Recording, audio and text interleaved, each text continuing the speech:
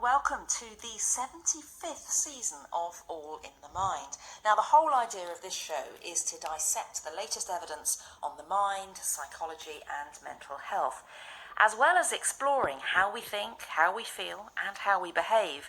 We want to know how to use the best findings from psychology and neuroscience to make life better. To help me do this for the whole programme today, I have with me Dr. Sarah King, who's a behavioural neuroscientist at the University of Sussex. Sarah, welcome to the 75th series. It's a lot, isn't it? 75?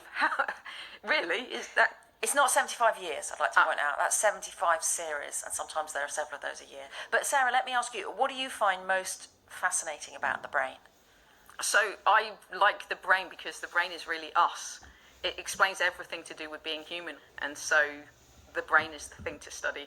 Well, later on I will have plenty of brainy things to ask you about, and I've been to see a play all about what might seem an unlikely part of mental health services to choose for a drama, the administrators, and you get to see it all from their point of view. And I want to ask you later on, Sarah, about drama and the impact it can have on our levels of empathy and how that all works in the brain. But first, we want to talk mushrooms because they seem to be having something of a moment in the health food world. Now, you might have noticed claims on social media that mushroom powders and supplements can do everything from reducing blood pressure and cholesterol to fighting cancer. But here on All in the Mind, we're interested in one particular claim involving one particular mushroom, lion's mane, because according to lots of videos on TikTok, it can improve your brain health. Here are just a few. Tired of brain fog? Discover the ancient secret to clear thinking. Imagine boosting your focus and memory effortlessly every day. Now, the benefits of taking lion's mane include improved cognitive function, reducing stress, supporting your immune system, and last but not least, helping you get a better quality night's sleep. By the second week, I did notice not only was my energy improving, but on top of that, my memory recall was starting to improve as well. Lion's mane mushroom powder, your natural brain enhancer. Simply mix it in your morning coffee or smoothie. If you're not adding this huge bundle of magic into your day, then what are you doing? I'm pretty sure you're not being able to name anything better for your cognitive function. But what we're interested in here is good evidence. So what do we really know about lion's mane mushrooms?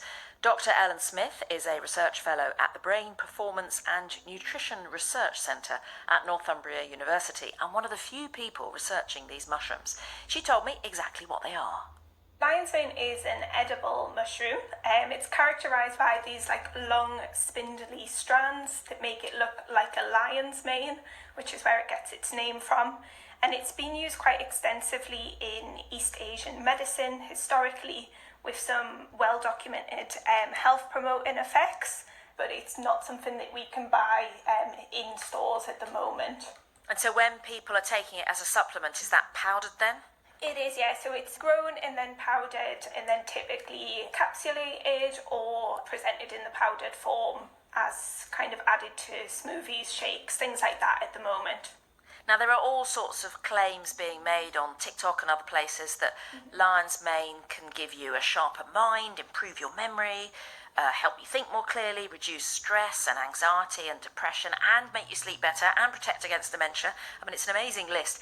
What do you make of those claims? I don't think the science is there yet to support those claims. So there is some preliminary work in older adults, most typically with a level of cognitive impairment. So be that either diagnosed mild Alzheimer's disease or a low score on a cognitive impairment test. And we're seeing some positive effects there in terms of chronic, so long-term supplementation of lion's mane has been shown to reduce some of this cognitive impairment. But like I say, it is kind of very early days for this product, and I certainly don't think there's the scientific research to back up those health claims that we're seeing on social media in particular.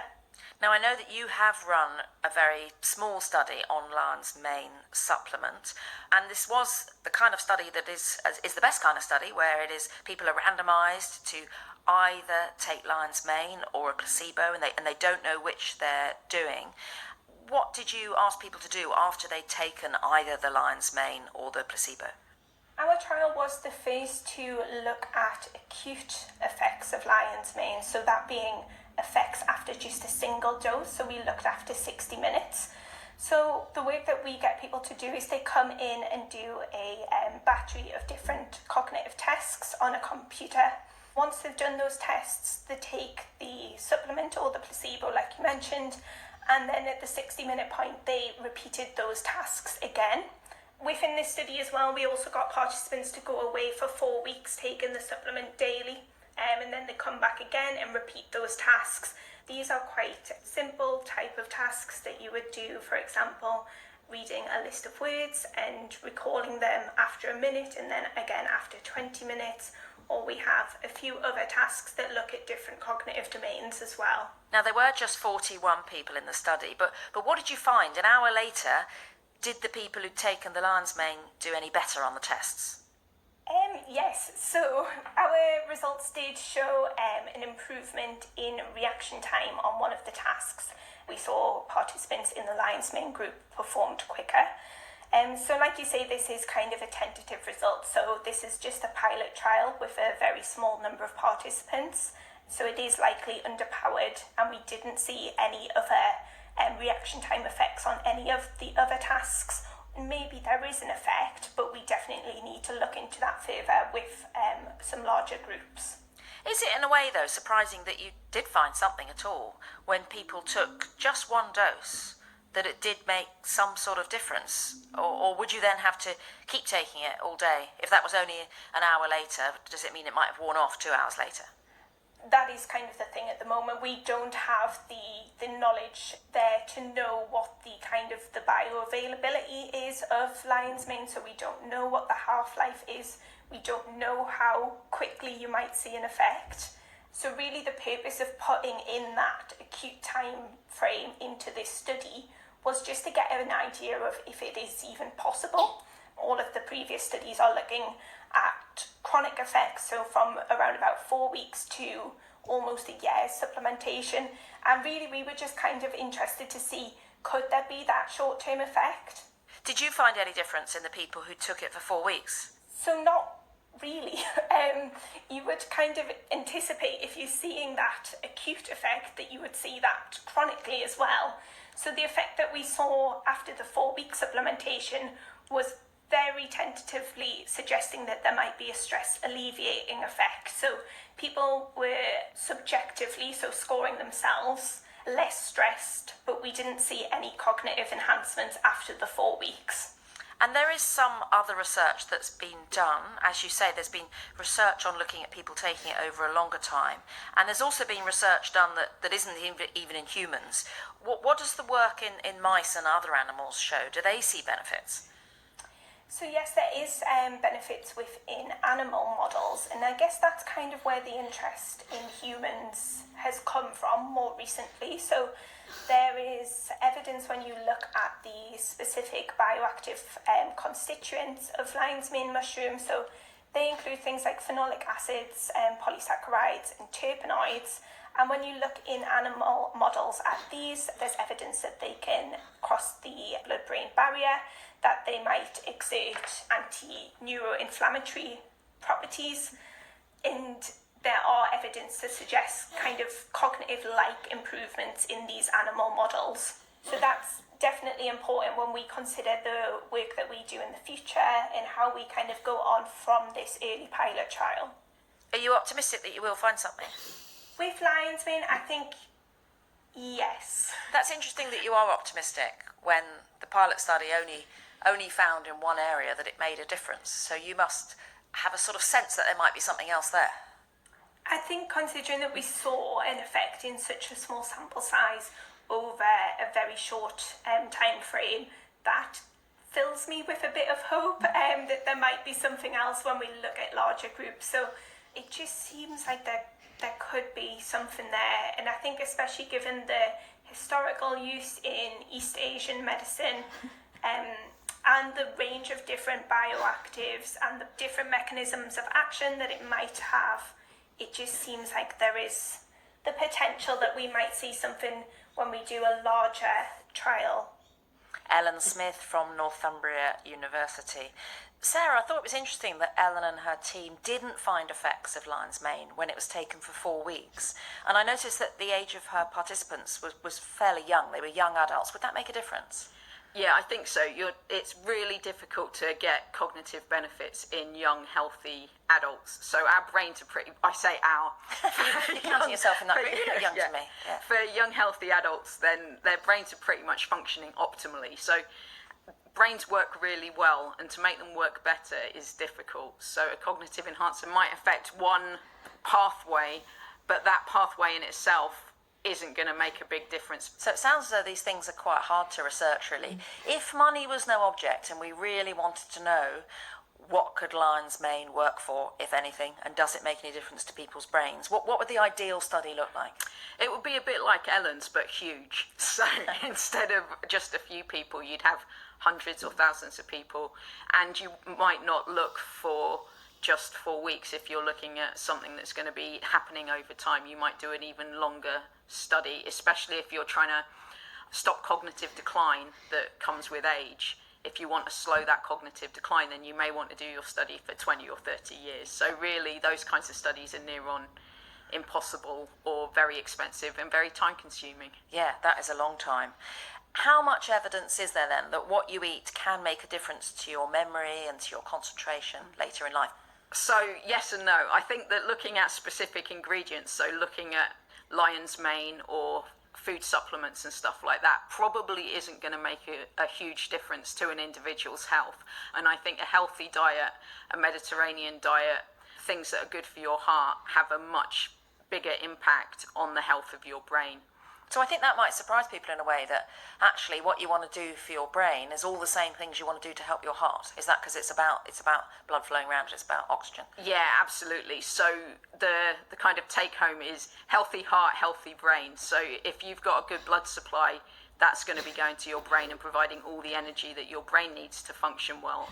Good tips there. Thank you for that, Sarah. You are listening to All in the Mind on BBC Radio 4 with me, Claudia Hammond. Now, if you've ever begged a receptionist for a doctor's appointment, you might relate to one of the characters in a new play called This Might Not Be It. But the play at the Bush Theatre in London will also show you the other side and why administrators can struggle too. It tells the story of Angela and Jay, who schedule appointments at an NHS child and adolescent mental health services clinic. Now, Angela has worked there forever and knows the system. She's given up trying to change it, but Jay, who's new, is determined to do his best for patients like Beth, who, to Angela's surprise, turns up at the clinic one day long before her appointment is due. Beth, what are you doing here? What? You have an appointment? Yeah. Okay. Well, you know the drill. Fill out one of these. What did you do? Got someone some help who needed it. You can't do that. Clearly she was an urgent case, otherwise they wouldn't have booked her in an appointment. Okay, let's see. This boy. Age 13. Compulsions telling him to set fire to things. When's he getting seen now? And this one, oh yeah, this poor thing, yeah. 3 bouts of psychosis in the past 18 months. Not responding to medication. Now what? Just because they're... The system is there for a reason. It's not the best system, but it's much better than your personal opinion, okay? And the actors there were Deborah Baker, Denzel Baidu and Dolly Webb. Now, the play was written by Sophia Chetin-Loyner, and I asked her what prompted her to choose NHS administrators as characters for a play. A few reasons. One, I was a patient when I was a young person at the Tavistock and Portman Trust. And then also, I was really wanted to write a play because I think we all have that experience of when we go to a GP appointment or A&E and there's normally a middle-aged woman who checks you in and she's either the warmest, most maternal person ever or she's furious at you and you don't know what you've done. Yes, I know just what you mean. I think it's really interesting that this isn't about therapists or psychologists or doctors, that you've actually chosen to focus on the administrators. There are just 3 characters. There's Beth, who is a teenager who is trying to get the mental health help that she needs. There is Angela, who's an administrator who has been there for decades, and Jay, who is new to the whole thing, also an administrator, and is really keen to try and sort everything out. So tell us about Angela, first of all. Yeah, I think she's very set in her ways. The office that she's worked in for 25 years is covered in paper. She's a bit of a hoarder, and I guess her arc in the play, without giving away too much, is how can someone who's so set in their ways be open to change, and can that be sort of symbolic of the NHS as a whole? And is she frustrated by working for a system that's so under pressure? She is, but she's so beaten down by it that she's sort of like, well, that's the only way. We just have to push on and keep going. I was working as a teacher at Ofsted Needs Serious Improvement School, and I definitely went in with this optimism and vibrancy, and I wanted to change and be like so caring and make every student feel so special. But there were older members of staff there who were just so beaten down by the system, who were just like, give it a month. And you know what, they were completely right, within 2 months. I was like, I'm so exhausted. And it sounds as though the younger character, Jay, is maybe a bit like you were as a teacher, who's more sort of idealistic and desperately trying to make it all work. Yes, 100%. He's very much my mid-20s self, who really cares and really thinks change can start with him in this office today. So we talked about Angela and we talked about Jay, the administrators, but what about Beth, who is the teenage client who's trying to get help? I didn't want to create a stereotype of like a mentally ill teenager. She's about to turn 18 and about to become an adult, and that means that she won't be able to use the children and adolescent mental health services anymore. They sort of have been holding your hand throughout your childhood, and then they decide to let go, and what happens? Is that something you remember yourself? Were you turning 18 while you were still seeing people? I was lucky enough where I was that they continued care up to 24, I think, which was amazing. But I certainly remember them being like, it's the end of your care, which should be a good thing, should be a celebratory thing, but just feeling like so abandoned and desperate for it to keep going. And I think that's very much what Beth's feeling. And without any spoilers, what do you hope that audiences will take away from the play? I hope they'll take away a more nuanced approach to what's going on in the NHS. I hope they take away a quiet optimism, not feeling too depressed about our failing systems. And I hope that people feel seen. I think even if you haven't had direct experience with mental health services, everyone's had to advocate for themselves to get a GP appointment or had to wait too long to get a scan or something. And I think I just want that reflected back in everyone, so everyone feels maybe less alone. Sophia Chetin-Loyner, who wrote This Might Not Be It. Well, of course, we wanted to see the play for ourselves, and I invited an old friend of the programme to join me. So, James Downs, lovely to see you again. You're a mental health campaigner and you were one of last year's judges for the All in the Mind Awards. So thank you for coming with me to see This Might Not Be It. Did you enjoy it? I loved it. I was a bit nervous about seeing a play about mental health because I thought, I love to go to the theatre for entertainment, I love the arts, but when it's a subject that's really close to home, I thought, is that going to be enjoyable? I think this is definitely the first play I've ever seen that's about administrators, let alone about NHS administrators. Kind of almost the forgotten people sometimes, I think. Yeah, and it sort of lifted the lid on what goes on behind that screen when you walk into a clinic and the staff on the other side. And I think that I got that insight as a patient, who's somebody who's been a patient for a lot of my life, including as a child. Like seeing what actually goes on behind the scenes was really interesting. And did you have many interactions yourself with administrators? I suppose receptionists you must have done. Yeah, I have, and I think that a lot of the time I've been quite frustrated with the clunkiness of trying to get help in the system and trying to fill out the right forms, trying to speak to the right people at the right time, and the waiting lists and all these things that were touched on in the play. And I think it can feel a bit like a battle sometimes, and actually these people are there to help you to get the care that you need. You want to get the care, and it's just frustrating that we can't somehow meet in the middle. And I think that the disconnect was really well illustrated. Yes, in a way everyone wants the same thing, which is for people to get the good care.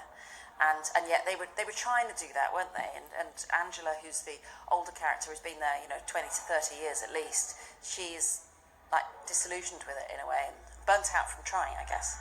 Yeah, and I think that the play showed this sort of loss of innocence in the younger character, who went in with all these ambitions and like, I'm going to change the system and I'm going to be able to help people, versus I suppose the older character who is jaded and maybe lost that hope and been hardened by the system. I thought that was really interesting, and then flipping it to my own experience as a patient, thinking about how this loss of hope maybe goes a bit both ways. Like, you go and seek help hoping that people can help you, and you might be expecting to get care, but then you're told, oh, it's 2 years, or you're going to move area, so you have to wait another 2 years, or you're going to turn 18, so you're going to have to wait again, and then you might lose faith a bit in the system. And I think that happens to patients as well as the staff in the system, and I suppose this is where I'd love people to come together and think we're all in this together, like people who want help, people who want to offer help, rather than seeing it as them and us, which I think it can easily feel like when it's a battle to try and get help.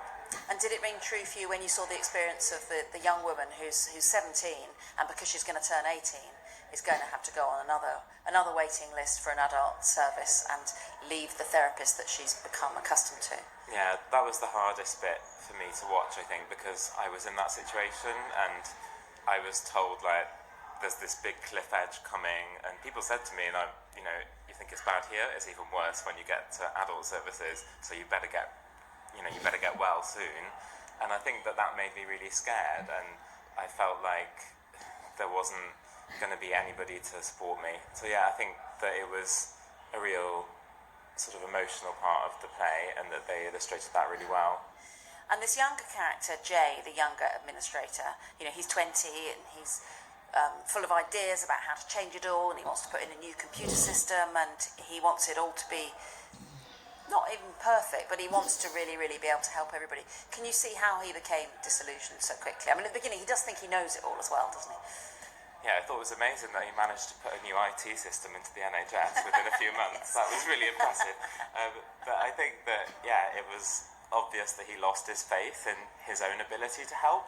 And I think that must be pretty crushing, sort of on a personal level. And I think that it really hit home to me how easy it is when you confront a brick wall, I suppose, to give up and to just think like, this is not for me and I don't have the power to change things. And I think there's an interesting parallel with recovery and mental health. Like, are you going to keep trying? Thinking about the younger girl and how the end of her story was that actually she does have the power to make change in her own life, whereas we saw that it was really difficult to make changes to the system in the NHS. Yeah, and it was interesting, when I spoke to the writer, she said she hopes we'll feel optimistic by the end of the play, and that we'll feel seen and less alone perhaps in our experiences of trying to get the care we need. Were you left optimistic at the end? I think I was left feeling like this isn't good enough, and I suppose that's the title of the play, like, this isn't it, this isn't what we want to be providing for people, and that young girl is going to really struggle. I think there were also lots of moments of humour that really helped. I really enjoyed. Yeah, there was much more humour than I expected, and there's lots of bits where everyone in the audience was laughing too. Yeah, and some of the things that maybe you shouldn't laugh at. Yeah, there was a kind of black humour. Yeah, I really thought that lightened it up. And do you think you need to have had lots of experiences with mental health services to find a lot in there, or perhaps it would be more eye-opening if you haven't? I think there might be some in-jokes that you would particularly appreciate if you'd have been in contact with mental health services, but I think anybody could watch that, and I think that there was a really good balance actually in terms of the mental health content and jargon and how much you'd need to know to understand it. James Downs, and the run of This Might Not Be It at the Bush Theatre in London has been extended until the 7th of March if you're nearby. Now, neuroscientist Dr. Sarah King is still with me. There is something about drama, isn't there, that can really give you a kind of window into what someone else is thinking?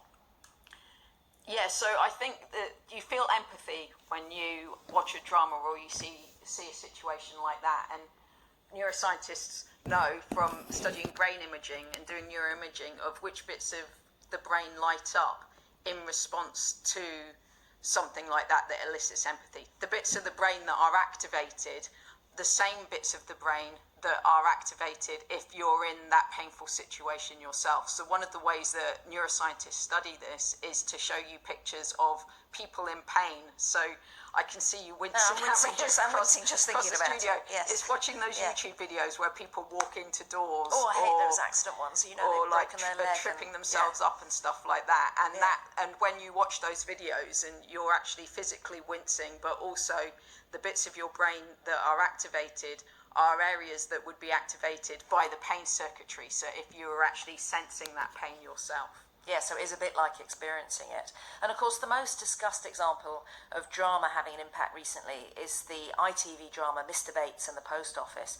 And government action about that was announced so soon after it. And it really got me thinking about what is happening psychologically. And I was thinking about something called the identifiable victim effect. And this is the finding from experiments that if we can name someone and know something about their story, we care much more about that one single story than we might about knowing that something is affecting hundreds of people if we don't know them.